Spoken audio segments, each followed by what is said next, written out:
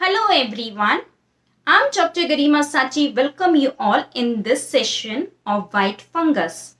तो white fungus क्या है, किसे होता है और किसे हो सकता है और इसके लक्षण क्या हैं, आज हम ये समझते हैं। तो ये पहले से होने वाली बहुत कॉमन डिसीज है और ये ऐसा नहीं है कि कोविड होने के बाद ही प्रोन हुई है, ये पहले भी होती थी।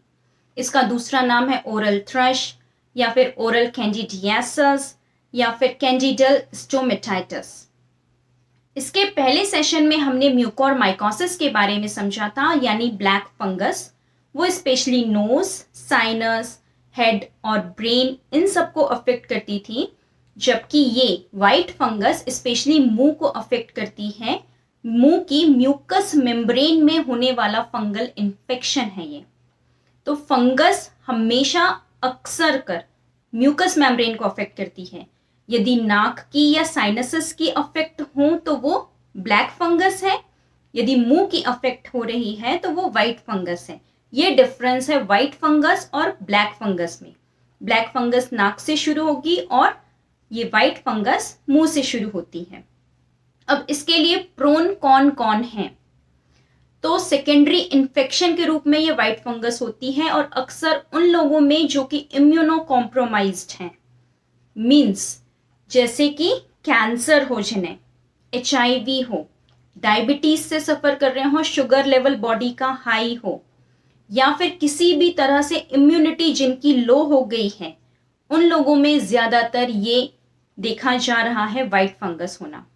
इसके अलावा बहुत ज्यादा ओल्ड एज पर्सन्स हों, स्टेरॉइड्स पे हों, तो स्टेरॉइड से क्या होता है, इम्यूनिटी लो होने लगती है और इम्यूनिटी लो होगी तो फंगस इजीली अटैक कर पाता है किसी को भी।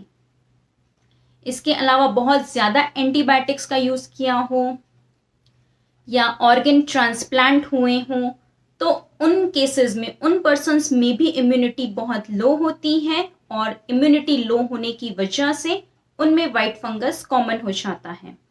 कोविड के बाद होने का रीजन यही है कि पर्सन की इम्यूनिटी बहुत डाउन होती है और उसकी वजह से कोई भी फंगस, चाहे वो ब्लैक हो, वाइट हो या इवन अब जो रिसेंट आई है येलो, ये कोई भी फंगस इसीलिए अफेक्ट कर पा रही है।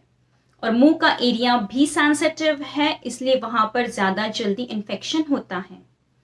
अब हम बात करते हैं कि इसके लक्षण क्या हैं। तो ये दो टाइप का है इसके जो लक्षण है। पहला है ओरल थ्रश, मीन्स मुंह तक जो ज्यादा सीमित रहे, ये कहलाता है बर्निंग माउथ सिंड्रोम। मतलब मुंह में ऐसा लगता है जैसे गर्म पानी पीने के बाद पूरा मुंह छिल गया हो, स्कैल्ड हो गया हो, तो इस वजह से इसका नाम है बर्निंग माउथ सिंड्रोम। जब कोई एकदम गर्म पानी पिए और कैसे छिल जाता है, पूरी लेयर निकल जाती है पैलेट की, जीभ छरछरा जाती है, उस तरह का इसमें सिम्टम या लक्षण देखा जाता है।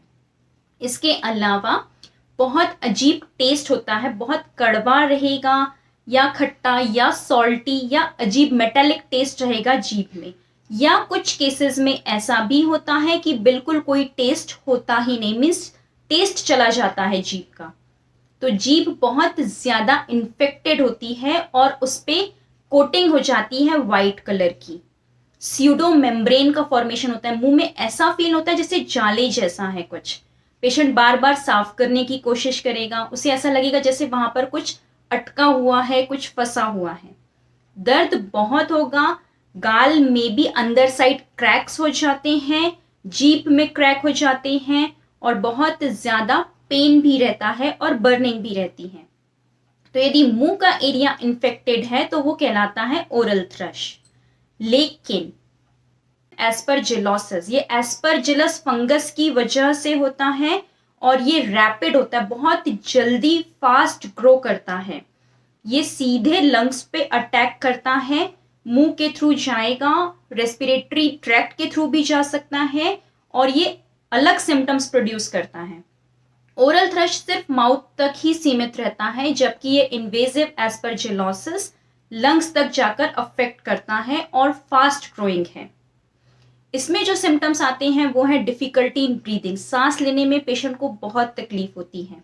साथ ही साथ चेस्ट पेन होता है क्योंकि लंग्स इन्फेक्टेड होते हैं। ब्लडी वॉमिटिंग होती है, जब वॉमिटिंग होगी तो उसके साथ खून आएगा। जब बुखार आएगा तो बहुत ठंड दे के बुखार आता है, फीवर विथ चिल, और रेस्पिरेटरी डिस्ट्रेस सिंड्रोम प्रोड्यूस होता है। तो ये दोनों वैरायटी अलग हैं, लेकिन ये दोनों ही वाइट फंगस की वजह से हैं।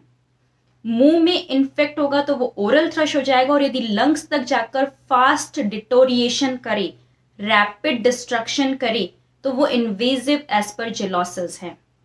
ये कोविड-19 पेशेंट्स में ज्यादा कॉमन है, इनकी इम्यूनिटी ज्यादा लो है इस वजह से। और इसका जो मेन कारण है कि हाइजीन मेंटेन ना करें, सैनिटाइजेशन ना हो, क्लीनलीनेस मेंटेन ना करें, इस वजह से है। तो इसको कैसे प्रिवेंट करें या इससे कैसे बचा जाए? तो क्लीनलीनेस ज़रूरी है, हाइजीन रखना ज़रूरी है, मास्क पहनना ज़रूरी है, और सैनिटाइजेशन बहुत ज़रूरी है। ये वाइट फंगस क्या है, इसके लक्षण क्या हैं, कौन लोग इनके लिए प्रोन हैं, ये डिटेल्स आज के लेक्चर में दी गई। अब इससे रिलेटेड जो होम्योपैथिक मेडिसिन्स हैं, इसके लिए हम अगले सेशन में मिलेंगे, जिसमें हम दोनों की ओरल थ्रश और इन्वेजिव एस्परजिलोसिस दोनों की ही मेडिसिन के बारे में बताएंगे डिटेल में। तो हमसे जुड़े रहें, stay connected to stay healthy. Thank you.